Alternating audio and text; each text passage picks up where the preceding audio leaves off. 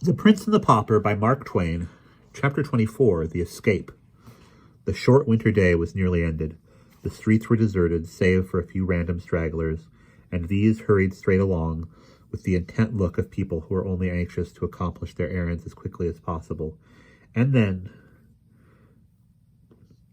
snugly housed themselves from the rising wind and the gathering twilight. They looked neither to the right nor to the left. They paid no attention to our party. They did not even seem to see them. Edward VI wondered if the spectacle of a king on his way to jail had ever encountered such marvelous indifference before. By and by the constable arrived at a deserted market square, and proceeded to cross it. When he had reached the middle of it, Hendon laid his hand upon his arm, and said in a low voice, "Bide a moment, good sir. There is none in hearing. I would say a word to thee." "My duty forbids it, sir. Prithee hinder me not. The night comes on." "Stay, nevertheless, for the matter concerns thee nearly. Turn thy back a moment, and seem not to see. Let this poor lad escape." This to me, sir. I arrest thee and—" "Nay, not be too hasty. See thou careful, and commit no foolish error." Then he shut his voice down to a whisper, and said in the man's ear, "The pig thou hast purchased for 8 pence may cost thee thy neck, man." The poor constable, taken by surprise, was speechless at first, then found his tongue, and fell to blustering and threatening. But Hendon was tranquil, and waited with patience till his breath was spent, then said, "I have a liking to thee, friend, and would not willingly see thee come to harm. Observe, I heard it all, every word. I will prove it to thee." He then repeated the conversation which the officer and the woman had together in the hall, word for word, and ended with, "There. Have I set it forth correctly? Should I not be able to set it forth correctly before the judge, if occasion required?" The man was dumb with fear and distress for a moment. Then he railed, and said with forced lightness, "'Tis making a mighty matter indeed out of a jest, but I plagued the woman for mine amusement." "Kept you the woman's pig for amusement?" the man answered sharply. "Naught else, good sir, I tell thee. 'Twas but a jest." "I do begin to believe thee," said Hendon, with a perplexing mixture of mockery and half-conviction in his tone. "But tarry thou here a moment, whilst I run and ask his worship." For nathless, he being a man experienced in law and jests, He was moving away, still talking. The constable hesitated, fidgeted, spat out an oath or two, then cried out, hold, good sir, prithee wait a little. The judge! Why, man, he hath no more sympathy with a jest than has a dead corpse.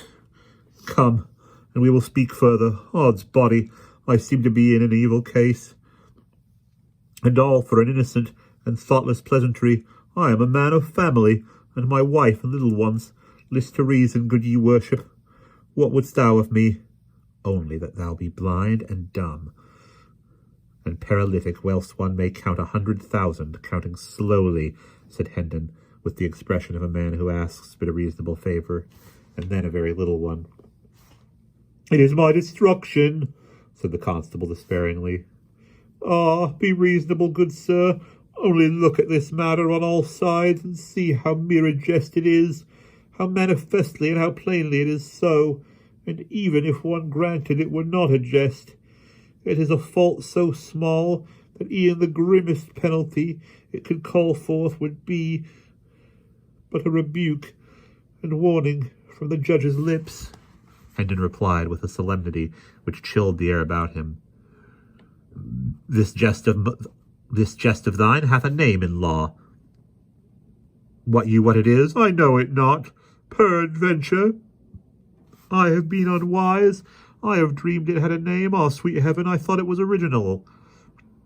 Yes, it hath a name. In the law, this crime is called non compos meritus lex talionis sic transit gloria mundi. Oh, my God! And the penalty is death. God be merciful to me, a sinner, by advantage, taken of one in fault, in dire peril, and at thy mercy thou hast seized goods worth 13 pence halfpenny, paying but a trifle for the same, and this, in the eye of the law, is conservative bartery. Is constructive barity. misprison of treason, malfeasance of office, ad hominem expurgatus, in status quo, and the penalty is death by the halter, without ransom, commutation, or benefit of clergy. Bear me up, sweet sir, my legs do fail me. Be thou merciful, spare me this doom, and I will turn my back and see naught that shall happen. Good.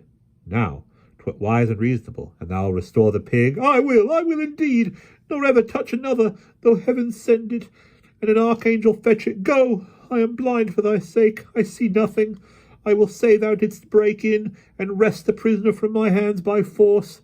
It is but a crazy ancient door. I will batter it down myself betwixt midnight and the morning. Do it, good soul. No harm will come of it. The judge hath a loving charity for this poor lad, and will shed no tears and break no jailer's bones for his escape. And that is the end of chapter 24.